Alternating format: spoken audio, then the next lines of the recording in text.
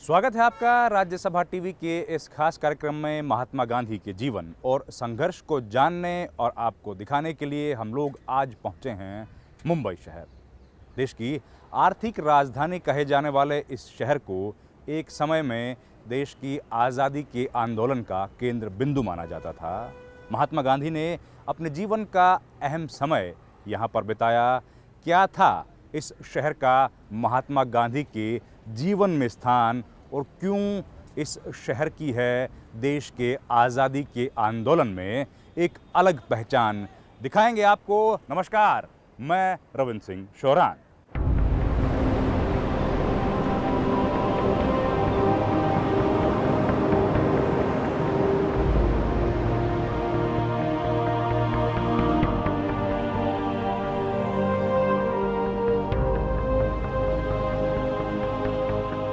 अरब सागर के किनारे बसी भारत की आर्थिक राजधानी मुंबई। हालांकि आज इस शहर को अर्थ जगत या फिल्म उद्योग की वजह से जाना जाता है।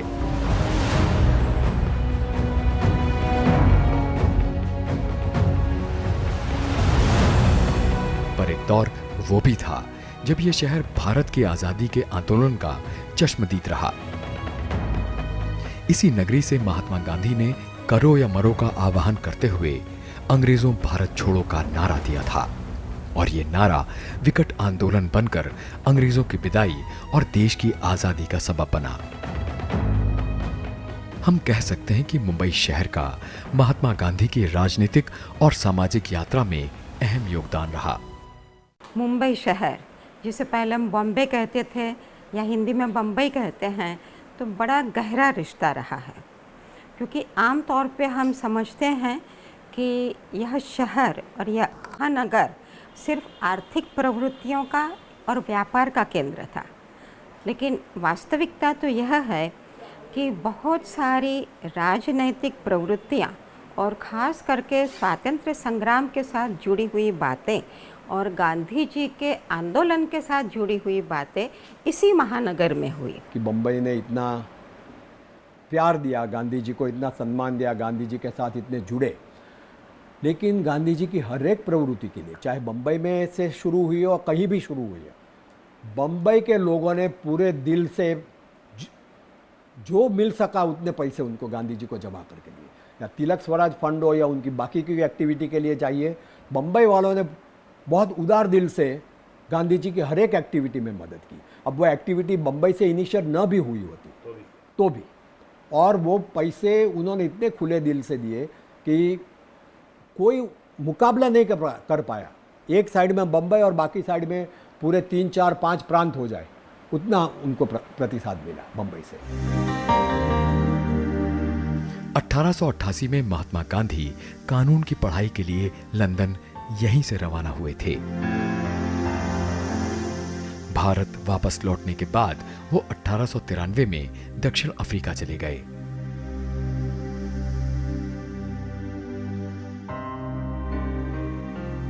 वहां रंगभेद के खिलाफ कई निर्णायक संघर्ष जीतने के बाद जब 1915 में वो भारत वापस आए तो उनके नाम और शोहरत की पताका दूर दूर तक फहरा रही थी। भारत आने के बाद यही मुंबई में उन्होंने अपने राजनीतिक गुरु गोपाल कृष्ण गोखले से मुलाकात की और फिर गोखले की सलाह पर अमल करते हुए 1 बरस के लिए देश भ्रमण को निकल गए। साल 1915 में दक्षिण अफ्रीका से महात्मा गांधी समुद्र के इसी रास्ते से भारत पहुंचे थे। उसके बाद उनके राजनीतिक गुरु गोपाल कृष्ण गोखले की सलाह के बाद महात्मा गांधी 2 साल तक पूरे भारत का भ्रमण करते रहे। 1917 में महात्मा गांधी अपनी पत्नी कस्तूरबा गांधी के साथ मुंबई के मणि भवन में रहने लगे।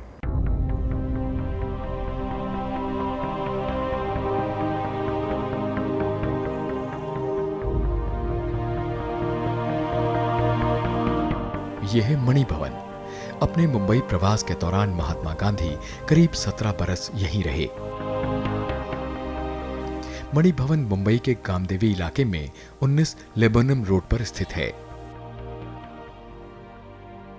जनाब, इस साधारण सी दिखने वाली इमारत का देश की आजादी से जुड़े तमाम आंदोलनों से गहरा जुड़ाव रहा है। मुख्यतः आपने शायद सेकंड फ्लोर पर देखा होगा, वो ग्लास रूम जो है, महात्मा गांधी वहाँ रहते थे। बाकी जगह ऑफ कोर्स रेवाशंकर जवेरी की फैमिली रहती थी। मुख्यतः गर्मी के दिनों में टेरेस पर वो टेंट किया करते थे और उसी में वो रहा करते थे और सारे घर का उपयोग होता था। यहाँ एक बाजू में ही इसके पीछे जो है वहाँ उनकी रसोई वगैरह होती थी रेवाशंकर भाई की, उसी में वो चलते थे और सभी देश विदेश के लोग जो है यहाँ उनको आके मिलते थे। यह बहुत महत्वपूर्ण बात है कि गांधी जी ने इस महानगर को चुना इस सत्याग्रह के लिए। हालांकि यह सर्वविदित है कि गांधी जी को कभी बड़े शहर पसंद नहीं आए, फिर भी उन्होंने इस महानगर को चुना। तो क्योंकि इसकी एक अहमियत है, इसका अपना महत्वपूर्ण है। और उन दिनों गांधी जी मणि भवन में रहते थे, इसी मकान में। और यहाँ से 6 अप्रैल 1919 को यह चौपाटी के समुद्र तट पर गए, जो कि यहाँ से आप चलेंगे तो 5-7 मिनट में पहुँच जाएंगे। और उन्होंने सुबह में वहाँ जाकर अपना आसन ग्रहण किया और देखते देखते लोगों की भीड़ लग गई। तो 50,000, 80,000, कहते हैं कि 1 लाख तक लोग आ गए और चलने की जगह नहीं रही। तो वहाँ से हमें पूरा विवरण मिलता है कि जैसे लोग सेंड्रस्ट ब्रिज पर गए, आगे गए और इसी प्रकार एक दिन में एक चेतना फैल गई।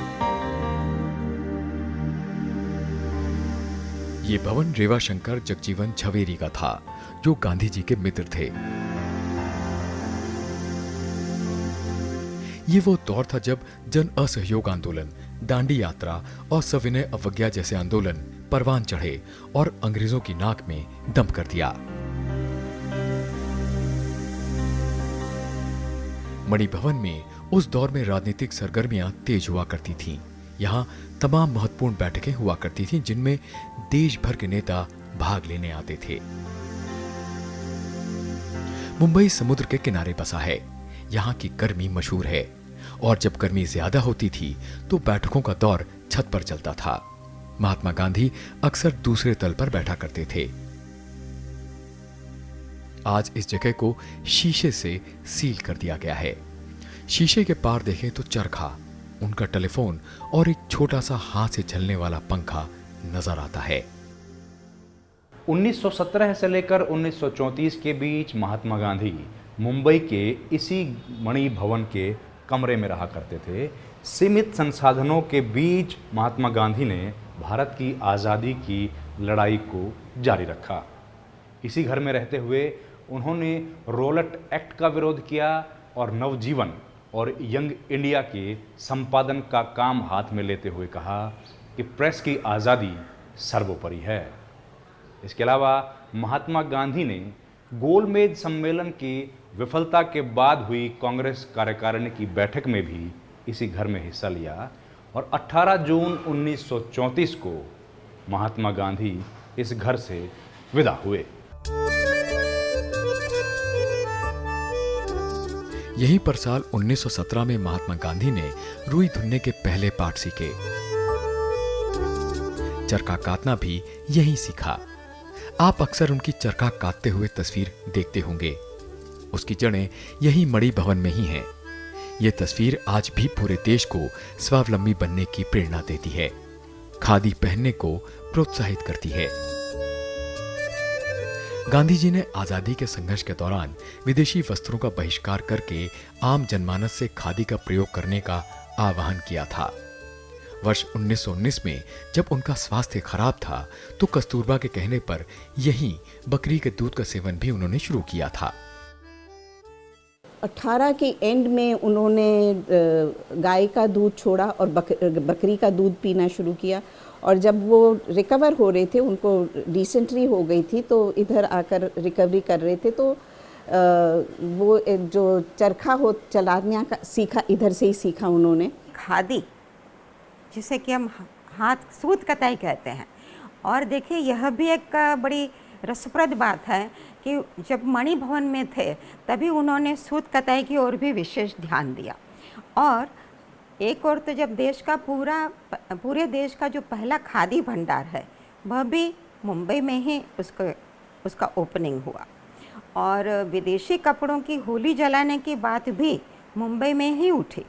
1921 में यहीं के हमारा एल्फिंस्टन मिल के कंपाउंड में गांधी जी के एक सहयोगी थे, समर्थक थे, साथी थे, उमर सोबानी। तो उन्हीं का ये मिल कंपाउंड था। तो उसी में विदेशी कपड़ों की पहली होली जलाई गई। तो 3 बॉनफायर्स हुए इस प्रकार के। और गांधी जी ने कहा कि ये जो हम कपड़े की होली जला रहे हैं वह अपने में से जो दूषण है उसका हम त्याग कर रहे हैं। तो इसका भी एक बड़ा साइकोलॉजिकल इम्पैक्ट हुआ लोगों पर। महात्मा गांधी ने मुंबई के इसी मणि भवन में रहते हुए सबसे पहले चरखे पर कताई का काम सीखा और उसके साथ ही उन्होंने सब देशवासियों से खादी को बढ़ावा देने का आह्वान किया। इसी बम्बई शहर में रहते हुए महात्मा गांधी ने विदेशी कपड़ों का बहिष्कार करने और उनकी होली जलाने का भी संकल्प लेते हुए देशवासियों से खादी को बढ़ाने की अपील की। 1917 में काले कानून यानी रोलेट एक्ट के विरोध में महात्मा गांधी ने इसी घर से अंग्रेजी साप्ताहिक यंग इंडिया और गुजराती में नवजीवन पत्रों का संचालन संभाला था। यहाँ अपने निवास के दौरान उन्होंने कई उपवास भी रखे थे। गांधी जी के लिए प्रेस की आज़ादी तो बहुत ज़रूरी थी ना। फ्रीडम ऑफ एक्सप्रेशन तो उनके लिए प्राण था, क्योंकि बाकी के कोई शस्त्र ही थे नहीं अपने पास। उनके पास भी कोई शस्त्र नहीं। निहत्था जो मामला था उसमें विचारों का ही आदान प्रदान सबसे ज़्यादा इम्पोर्टेंट रहता है। शस्त्र होता है तो आदमी कहता है तो ठीक है, तुम मेरी बोलने की आज़ादी ले लो, मेरे पास बंदूक है, मैं उससे आपका प्रतिकार करूँगा। उनके पास तो खाली शब्द और विचार ही थे। तो बोलने की आज़ादी के लिए, विचारों की आज़ादी, अभिव्यक्ति की स्वतंत्रता, वो तो गांधी जी के अहम था। 1931 में गोलमेज सम्मेलन की विफलता के बाद गांधी जी ने मणि भवन से ही जन सहयोग आंदोलन का आह्वान किया था। जवाब में 4 जनवरी 1932 को तड़के सुबह ब्रिटिश हुकूमत ने उन्हें गिरफ्तार कर लिया था। जून 27 और 28 1934 को कांग्रेस कार्यकारिणी की एक बैठक यहां हुई थी। इसके बाद महात्मा गांधी का मणि भवन में प्रवास समापन की ओर था।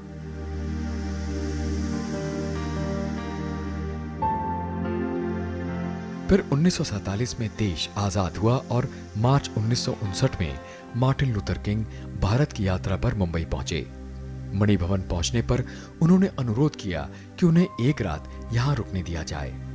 उनके रुकने का इंतजाम मणि भवन के दूसरे तल पर किया गया, जहां गांधी जी रहा करते थे। और इस तरह नस्ल भेद के खिलाफ सफल आंदोलन चलाने वाले वर्ग के इस नेता ने गांधी को अपने तरीके से श्रद्धांजलि पेश की। मार्टिन लूथर किंग की पत्नी कोरेटा किंग लिखती हैं, मणि भवन में कुछ दिन रहना गांधी जी के साथ रहने जैसा अनुभव है। मुझे यह अनुभव प्रदान करने के लिए आपका शुक्रिया। मार्टिन लूथर किंग यहाँ आए थे और उनकी रहने की व्यवस्था जो थी वो अच्छी जगह 5 स्टार होटल में करी गई थी, लेकिन उन्होंने कहा कि मुझे यहाँ महात्मा गांधी के अस्तित्व की, वाइब्रेशंस की ये है हो रही है, इसलिए मैं यहीं रहना पसंद करूँगा। फिर 2nd फ्लोर पर एक कमरे में हम लोगों ने, हमारे उस वक्त जो ट्रस्टीज़ थे, उन्होंने उनकी कहीं से चौपाई मंगाई, कहीं से कुछ करके वो यहीं रहे, मार्टिन लूथर किंग। फिर यहाँ जो है ना वो सभी लोग आते हैं। और यह है मुंबई का ऐतिहासिक अगस्त क्रांति मैदान, जहां से 8 अगस्त 1942 को कांग्रेस कार्यकारिणी की बैठक में महात्मा गांधी ने अंग्रेजों भारत छोड़ो का मशहूर नारा दिया था। इसी मैदान से महात्मा गांधी समेत तमाम नेताओं को ब्रिटिश हुकूमत ने गिरफ्तार कर लिया था। मुंबई निवासी 96 बरस के डॉक्टर के पारिख आज भी उस दिन को याद करते हैं कि मैदान में उपस्थित लोगों में कैसा अद्भुत जोश था। 7 और 8 अगस्त 2 दिन यहाँ पर मीटिंग हुई थी। हज़ारों लोग थे एक, और 2 दिन तक चला। उसमें काफ़ी नेताओं ने कि हमको एक आखिरी आंदोलन करना चाहिए, इस किस्म के विचार रखे। कुछ ऐसे भी लोग थे जिन्होंने विरोध किया, कम से कम 12 लोगों ने विरोध किया था उसका। तो मैं उस वक्त वॉलंटियर के तौर पर और दर्शक के तौर पर मीटिंग में विद्यार्थी था, जेवियर्स कॉलेज में पढ़ता था, और शुरू से ही कुछ न कुछ कांग्रेस के साथ करना चाहिए, इसलिए मैं वहाँ गया था। गांधी जी 2 दफ़े बोले, हिंदी में और अंग्रेज़ी दोनों में, क्विट इंडिया रेजोल्यूशन के ऊपर। वो मैंने सुना। स्वाभाविक है, हमारे जैसे लोग, मेरी उम्र के लोग काफ़ी प्रभावित हुए। और 9 अगस्त को जबकि कस्तूरबा के हाथ से झंडा वंदन होने वाला था, तब भी मैं सुबह ग्वालियर टैंक मैदान, उस वक्त उसका नाम था ग्वालियर टैंक मैदान, में पहुंच गया था। कस्तूरबा खैर पकड़ी गई थी, इसलिए अरुणा सफली थोड़ी देर के लिए आई, वंदन करके चली गई, और बाद में टीयर गैस छोड़ा गया सरकार की तरफ से। और फिर लोग धीरे धीरे मैदान खाली करके अलग अलग जगह पर जाने लगे। मुंबई के इसी ऐतिहासिक अगस्त क्रांति मैदान में 8 अगस्त 1942 को संपन्न हुई कांग्रेस कार्यकारिणी की बैठक में महात्मा गांधी के नेतृत्व में ये आह्वान किया गया कि अंग्रेज़ों भारत छोड़ो। और इस आह्वान के बाद ये तय हो गया कि हिंदुस्तान में अब अंग्रेज़ी हुकूमत के दिन गिने चुने रह गए हैं, जिसके बाद पूरे देश में अंग्रेज़ों के खिलाफ आंदोलन तेजी से फैला। उस वक्त मुंबई में महात्मा गांधी का नैतिक जोर कुछ इस कदर था कि लोग गांधी और गांधी टोपी को ही सच्चाई और ईमानदारी की मिसाल मानने लगे थे।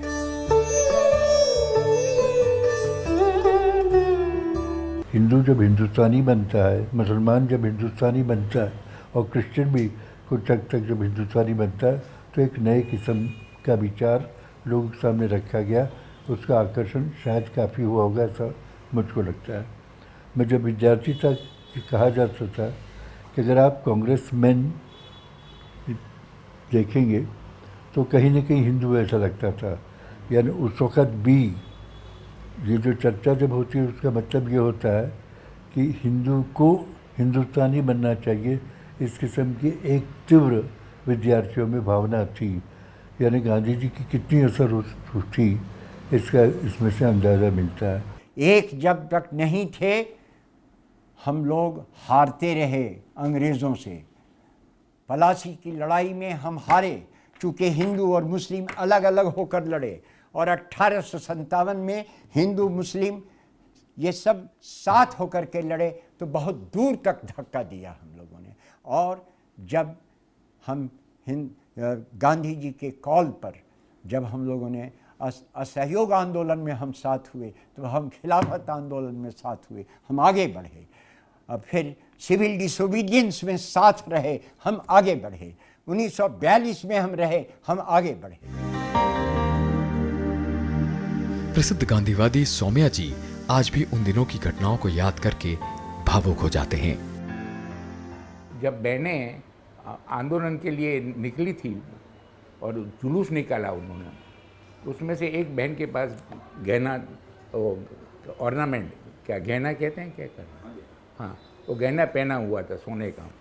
अभी वो तो पुलिस वाले ने पकड़ लिया, उनको बोला कि चलो गाड़ी में बैठो, जेल में जाना है आपको। तो उधर थी, तो बाजू में एक भाई खड़ा था, गांधी टोपी पहन के खड़ा था।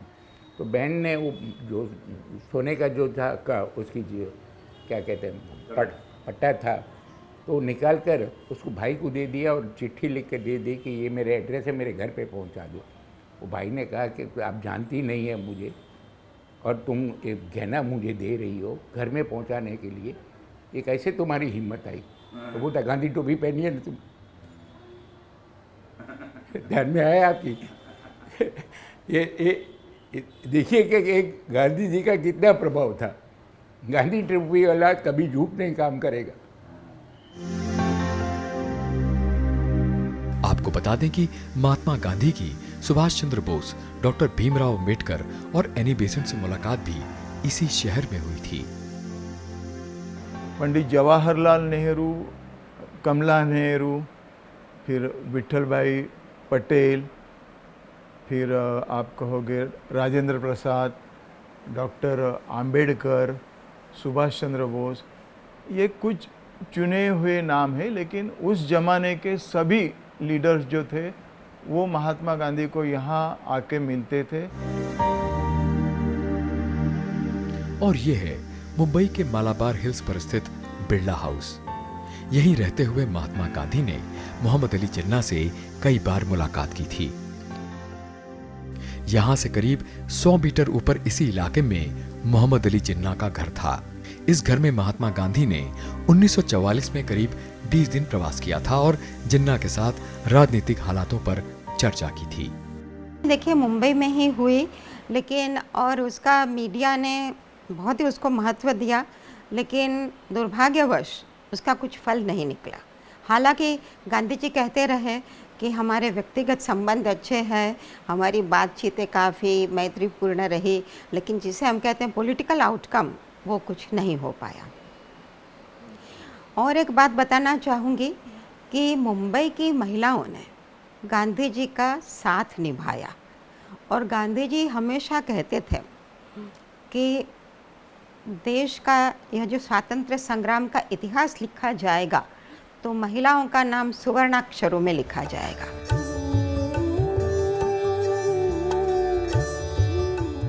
महात्मा गांधी आजादी की जंग के दौरान कुल 10 बार जेल गए, जिनमें से अधिकांश बार वो महाराष्ट्र की जेलों में ही रहे।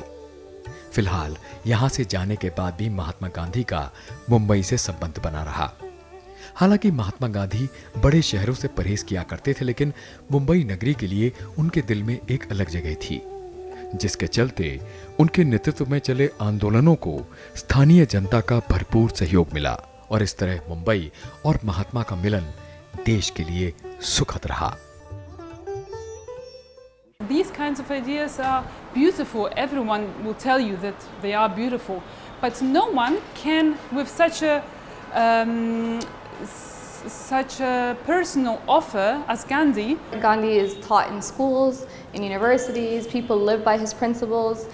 We look up to him. We look up to his principles. We look up to all his rules that he made for us to live peacefully, and we still use them today. Yeah, of course, we live in a world which is full of sad, full of war, a lot of violence, and we need a peace in the world, and Gandhi supported always peaceful ideas.